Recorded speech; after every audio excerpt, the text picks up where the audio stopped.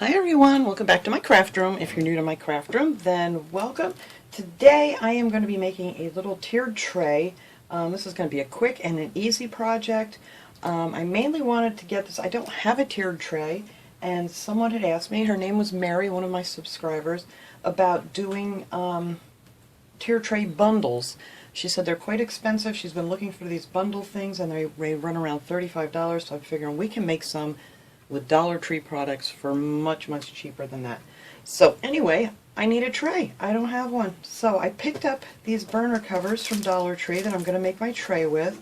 Actually, I have another set that I already finished painting, but they come in these two different sizes. So I figured this will work out great for a two-tier tray here. And this is what they come in. This is the package.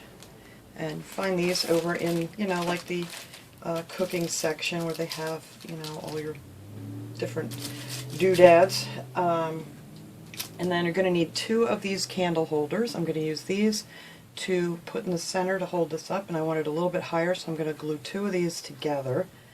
And I'm also going to use some of these little cubes. Now these are the little wooden cubes. They're the 0.63 inch that you get at Dollar Tree in the Crafter Square section. And I'm going to use 6 of those to make little legs on these. Now you don't have to put these on here if you don't want to. You can just have it sitting flat on your counter.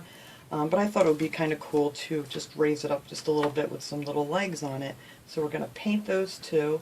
Now ideally I would love to spray paint these, but since it doesn't want to stop snowing here and it's like rainy and snowy again today, I think I may make another one in the spring where I can get outside and spray paint these, because that would be your best bet and much easier. But I am going to paint this with this, it's called Castle. It's going to give it kind of more like a stone look, this color.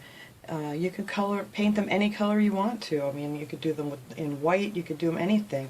But this is just what I'm using. But like I said, I really would love to have just take them outside and sprayed them, because I think it would have been much easier. But anywho, weather permitting, I'll get to do that one of these days. But anyway, I just need a tray so I can start making these fun little other projects that I want to do. So let's see, what else do we need? I'm going to use a little bit of E6000 to put all this together.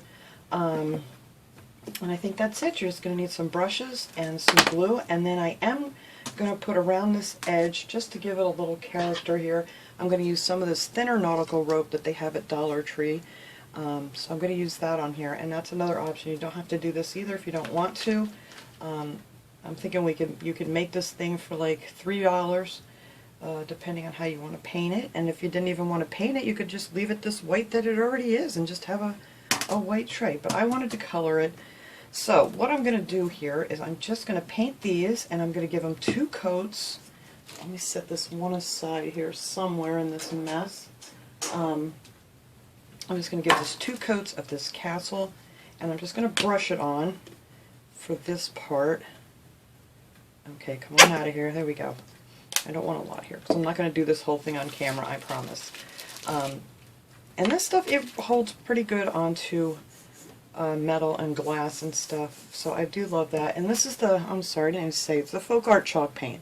And I like chalk paint for like on glass and things, because it seems to stick pretty well if you don't have the option to go outside and spray paint, which I don't.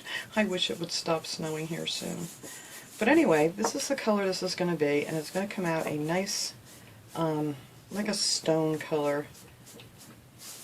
I'm just going to kind of swirl this around here till I get it going, and then I'll get it all going in the same direction. But that is the color that is going to be. It'll be a little bit darker once I get the second coat on. So now for the top one, I'm going to paint the whole thing. I'm going to paint the back side. The other one that I painted, it took 2 coats and it covered it really good. The bottom one, I'm not going to paint the bottom of it because, no, you're never going to see it again. But you can paint the bottom if you want to. So I'm going to paint this whole thing all the way around, all of these different spaces, and I'm going to give this 2 coats. Now for this here, I am going to actually sponge that on, and for the little blocks, I'm just going to paint these on too.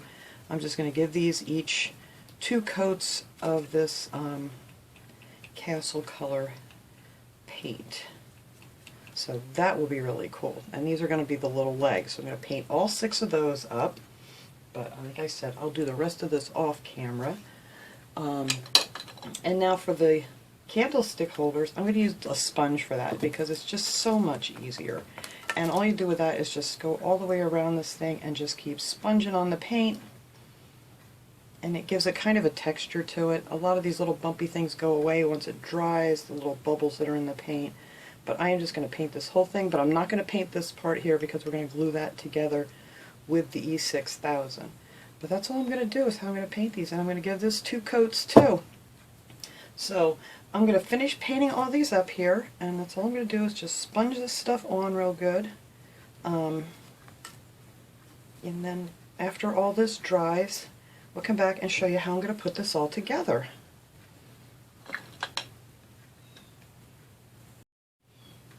Alright, everything is nice and dry here. This is how these came out. Like I said, it's a nice stone color. Not exactly the color I wanted to use. Nothing's working out for me here with this weather. But anyway, this is all done. And see, I did 2 coats on here, and that covered that up really well. So now what I want to do first is take my nautical rope here, and I'm going to put this all around the outside edge of this just to give it a little something here because it's, you know, just kind of blasé right now.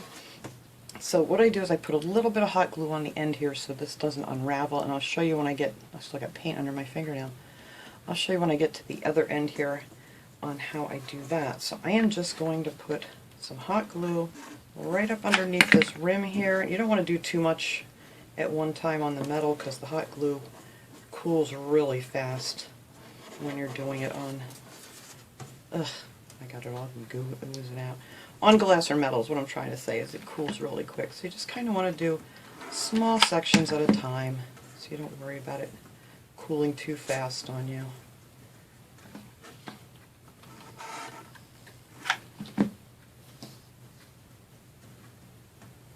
And I think that'll look really cool around the edge. Give it a little something. Now I've seen so many people make these really cool trays and decorate them so nice in their kitchens, which I can't do here because, like you guys know, I have parrots and they would think that was like the greatest toy ever. But I figured I can make one of these for in my downstairs bathroom, and I can make one for in my bedroom, and I don't know why I never thought of doing that before. But I would love to have, you know, a cute little coffee bar or something with all these cute little let me cut some of these off. Cute little decorations and things on, but they would not leave them alone. They would think that was like the greatest thing to play with. So I can make them for other parts of my house.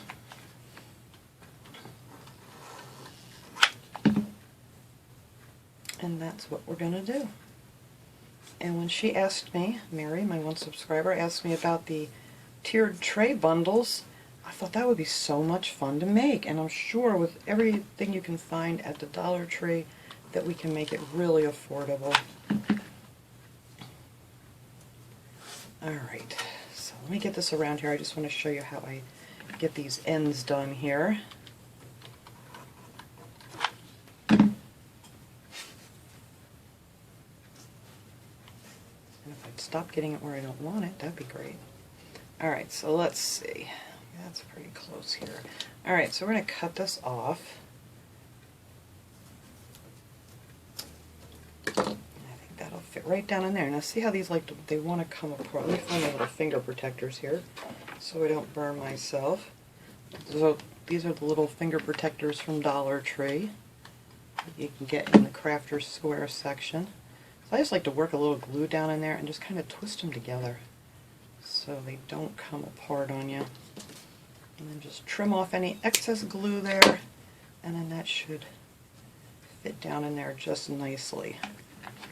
Alright, so let me glue that down. I'll put a little bit on the end of this piece of the rope, and we'll just squish that down on in there.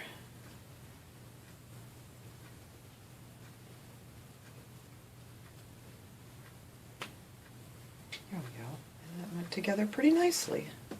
So there you go. And that is how these will look. And I already did the bigger one to save a little time here. Ugh, get these off my finger. And here's the bottom tray.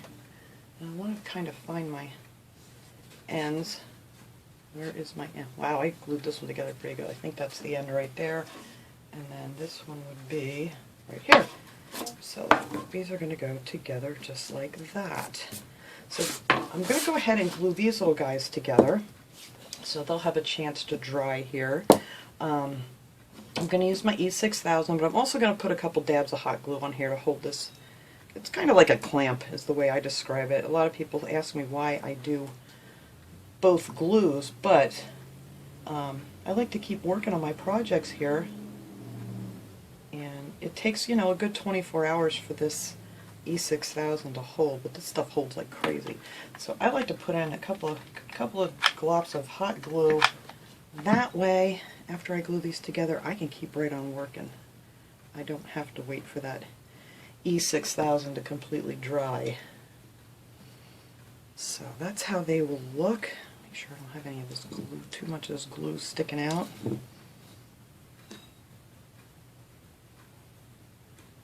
See how well this chalk paint holds to glass. I mean, I'm pulling the hot glue off and it's not pulling off the paint. So there, that's how that will look for our centerpiece. Now I'm just going to set that aside for a few minutes here, and we're going to flip over this big one. Now see, this side I didn't bother painting because this is going to be face down. If you want to go ahead, if you're, you know, like really OCD and have to paint it, go right ahead. But so I'm going to take one of these and I'm going to put it in the center of this, only because these are, you know, they're a little bit flimsy, so I figured that would give it a little bit more support if I put one of these little legs right in the center. Now we're going to E6000 these on here too, just to give it a good hold. So hopefully that's kind of, see, they're kind of a little flimsy. And then I'm going to put 5 of these around the edge just to make them look like little feet. And I didn't paint the side that I'm gluing down. Let's see, I just want to space these out a little bit, see where I want them. Alright. So we are just going to glue those down on the bottom so we have a little elevation to this thing. And I think that looks pretty good right there. Alright, so that one's on. Why am I hot gluing this? I am so used to grabbing my glue gun. Pay no attention to what I just did. There we go. Alright, back to the E6000. Alright, I'm just going to put a little E6000 on these and glue these right on the edge.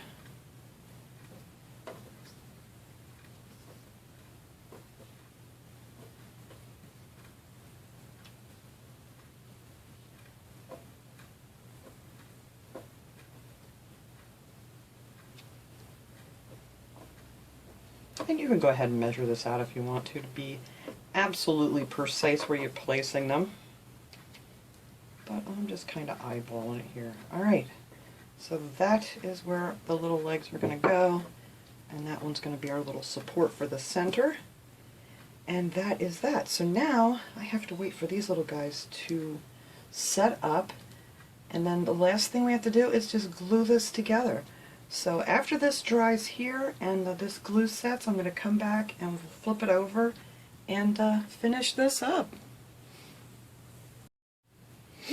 Alright, so now we're going to put this piece on here. We're going to use a little E6000, and of course I'm going to use a little hot glue so I can keep on going here. I'm going to do the top one first. Now what I did was I kind of measured here. I set this on here and it measures about 2¼ inches from the sides here. So I think I have that right where I want that. It's about 2¼ That's all I did to measure this around. So it comes out to about 2¼ inches all the way around. If I put that right on that mark there, just like so. So I'm going to add some of this E6000. Actually, I'll just move this out of my way here for a second. And I'm just going to put a few dots around here, and then I'm also going to do a couple of the, I think maybe every other one I'll do with E6000, and then every other one I'll dab on a drop of some hot glue. But like I said, if you have the time and you know, can just let it sit, you don't need to use the hot glue at all. You just use your E6000, whoops, use your E6000 and just let it sit. You know, if you do it at night, just let it sit overnight. But to keep us going here, we're going to do it this way. So there we go. Put it right on that mark and let that sit for a couple seconds. So now I did the same thing here on the bottom one. I made a mark here. Now when this one's in the center and I measured around the flat edges here, I got hot glue all over me from doing that. And no, I didn't burn myself. It's not that hot. I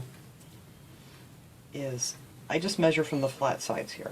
And on this one, when I had it in the center, it measured a 3.5 inches, you know, from here to here. Just measure it. Like this one is 2 1/4, approximately, just about 2 1/4. And then when I measured this one on here, it was 3.5 inches all the way around space. Okay, hopefully I got that. That made sense. So now I am going to, let me push this aside again. We're going to add some of the same thing here. I'm going to add some E6000 and some hot glue to, actually I don't know if I'm going to need to use hot glue on this one because we're going to be done with it then. So maybe I'll just E6000 this one there and just try not to move it very much. This is something I need to get some more of, is I'm running a little bit low. And I hear my Charlie out there making a fuss. Yeah, I'm almost out of my E6000. Come on. Just a couple more dots I need out of here. I had this big one here, but it's clogged up again. That's why I really don't like the big ones that much. I find it much easier to work with these small tubes. I mean, they're a little more pricey this way, but it just makes my life so much easier. Because I always seem to either pop a hole in these big ones or they get clogged up on me. But anyway, now that I got my E6000 on there, we're going to just place this, let's see, right on top of that mark. This way I can adjust it too if I don't hot glue it. It's 3.5, 3.5, and 3.5. There we go. I actually got it centered. And I'm going to wipe off any excess I have here. Now I think when I do get a break in the weather here, I may take this outside and just spray this with a nice clear coat, just to seal it a little bit better. But that's it. And then we have our little support in the center and our little, let me hold this here now, our little legs on the bottom. And I'm going to move everything here, and you could even put another piece of the nautical rope right around that center piece where you have that together. I think that would look pretty cool. Actually, I may do that. It just kind of covers up where those two went together. So I am going to do that. I'm just going to hot glue that on here once this sets, and then we'll come back and we'll get a good shot of this with, you know, where you can see better. I got to move my camera here. So let me go ahead and glue that on there, and then we'll come back and see the finished tray. Alright everyone, there it is. I know the color looks kind of blobby. You know, it's going to look really cute once you get all the decorated things that you want to put on here. It'll look really nice.